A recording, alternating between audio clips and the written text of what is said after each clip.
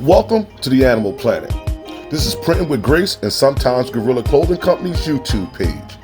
And today, we are going through the second part of our cut and trace episode.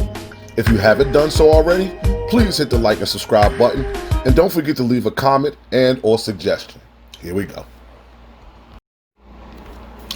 Now that we have successfully traced our character, next thing we'll want to do is hit the print button in our Cameo software. It's in the top left-hand corner under Files, slide down to Print, then press the Print button.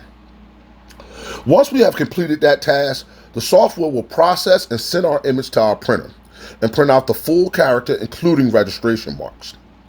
This is what we will be loading into our cut machine to begin the trace and cut portion of our image and stickers. Ta-da! Now, once we are done printing out our image, we will place the character to be traced out on our cutting mat that we will load into our cut machine. After pressing the send button, the machine will read all registration marks and the process of cutting the trace design image will begin. Depending on how detailed your image or graphic is, will depend on how long the machine will cut and trace out your character design. But it's a simple process, and all you have to do is press the button and watch your machine go to work.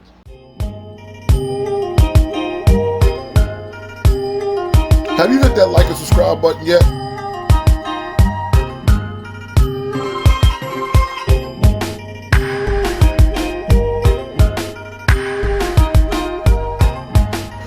Feel free to leave a comment or suggestion below. Thank you.